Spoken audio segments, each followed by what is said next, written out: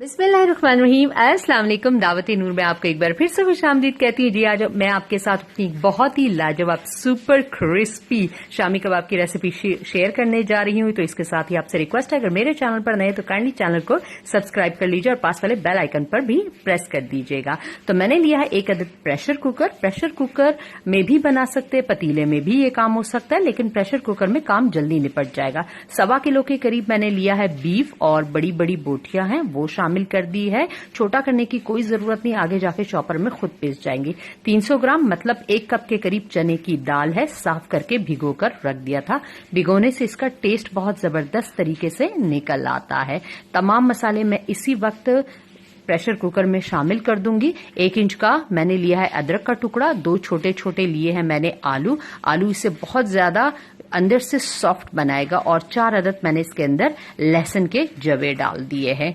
और अब इस स्टेज पर जाएगा 1 टेबलस्पून के करीब धनिया साबुत और 1 टेबलस्पून ही साबुत जीरा मैं इसके अंदर शामिल कर दूंगी। ये जितने भी गरम मसाले, ये लहसुन अदरक जा रहे, बहुत जबरदस्त खुशबू देगा। 1 टीस्पून लेवल करके मैंने इसके अंदर नमक शामिल कर दिया है और 5 गोल वाली लाल मिर्चें लिए, 1 इंच अदरक का टुकड़ा है और 5 से 7 लौंगे डाल दी है। जबरदस्त खुशबू इसके अंदर क्रिएट होगी। जो बीफ की हीक होगी वो कम्प्लीटली खत्म हो जाएगी। 1 चाय का चम्मच भर के लिया है मैंने काली मिर्चें और 2 मैंने ले लिए है साबुत इलायची। अब जो बड़ी वाली इलायची होती है वो साबुत इसके अंदर डाल दी है। और अब मैं इसके अंदर 4 गिलास के करीब पानी डालूंगी। पानी इतना डालना है कि बीफ और दाल अच्छी तरह से कुक हो जाए, कोई पानी इसमें बचे ना और ये वेल डन कुक हो जाए। और तकरीबन 25 मिनट के लिए मैं इसे बंद करके सीटी लगा दूंगी, जिसके अंदर ये खूब अच्छी तरह से टेंडर होकर पक जाए। इसके अंदर कोई भी शोरबा या जूस आपने छोड़ना नहीं है, तमाम का तमाम एब्जॉर्ब करना है, क्योंकि उसी के अंदर ही तमाम फ्लेवर होगा।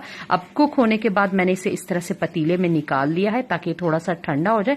और क्योंकि मैं नहीं चाहती कि मेरे चॉपर को किसी भी किस्म का डैमेज हो, तो ये बहुत गर्म था प्रेशर कुकर में, थोड़ा सा मैंने ठंडा कर लिया और अब चॉपर में आधा करके मैं इसे पीसूंगी। ये दालचीनी का टुकड़ा था, ये मैंने हटा दिया क्योंकि इसका फ्लेवर इसके अंदर शामिल हो गया। अब इसका कोई काम नहीं है।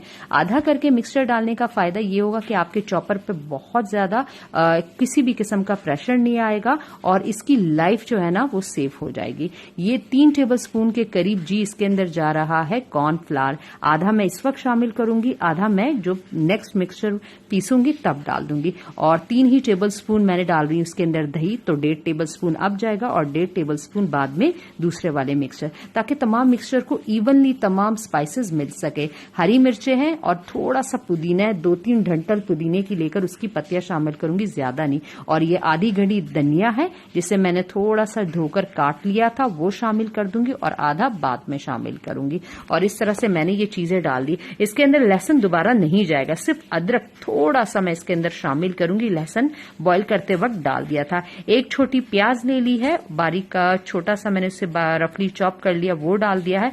आधा और आधा बाकी मिक्सचर के लिए। और चॉपर को कर दूंगी मैं बंद और थोड़ा सा मैं इसे मोटा मोटा पीस लूंगी।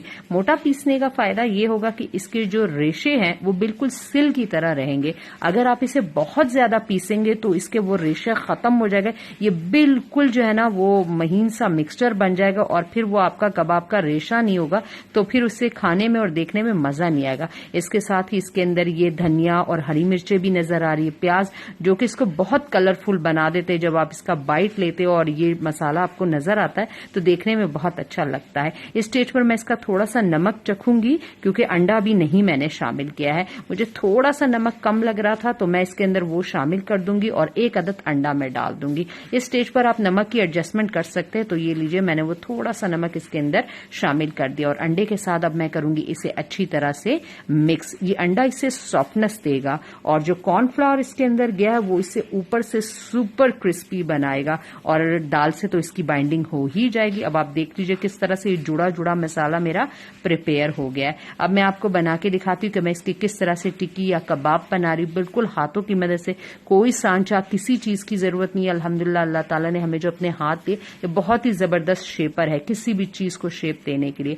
और इस तरह से मैं हाथों की मदद से इवनली बड़ी उंगली की मदद से इसके किनारे सेट कर रही हूँ और बाकी 4 उंगली की मदद से इसकी सरफेस को फ्लैट कर रही हूँ। सरफेस को फ्लैट इवन करना बहुत जरूरी है, यही वो चीज है जिसकी वजह से आपकी कबाब के ऊपर कलर इवन आएगा।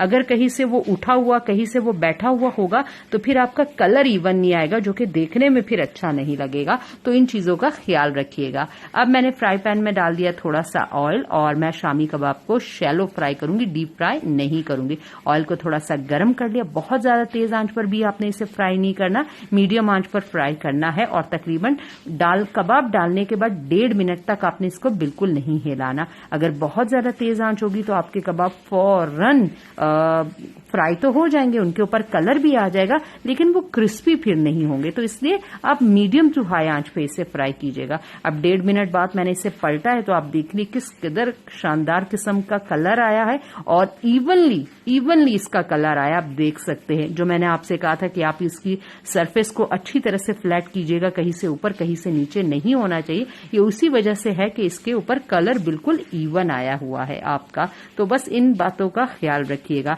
अब इसी तरह से मैं 1 मिनट दूसरी साइड को दे दूंगी और अब अल्हम्दुलिल्लाह बहुत जबरदस्त कलर आ गया है मेरी दोनों साइड्स के ऊपर, आप देख सकते हैं। और अब इसका मैं एक्स्ट्रा ऑयल निकाल कर इसे प्लेट के ऊपर रखती चली जाऊंगी और मैंने जितने इस वक्त तलने होंगे मैं इस वक्त तल लूंगी और बाकी मैं फ्रीज कर लूंगी। फ्रीज करने के लिए मैं इन्हें अलग अलग ट्रे पर बिछा लूंगी। जब ये अच्छी तरह से सख्त हो जाएंगे फिर मैं इन्हें एयर टाइट डब्बे में बटर पेपर की मदद से अलग अलग करके रख दूंगी और जब भी मुझे जरूरत होगी मैं बाकी निकालूंगी। तो आपको फ्रीज करने का भी बता दिया, तो होप करूंगी कि आपको ये रेसिपी अच्छी लगी होगी और आपने अब तक लाइक के बटन पर प्रेस कर ही दिया होगा। और अगर मेरे चैनल पर नए तो हम्बल रिक्वेस्ट है, बगैर सब्सक्राइब किए मत जाइए। मेरी रेसिपी को अपने फ्रेंड्स एंड फैमिली मेंबर्स के साथ जरूर शेयर कीजिए। अल्लाह हाफिज।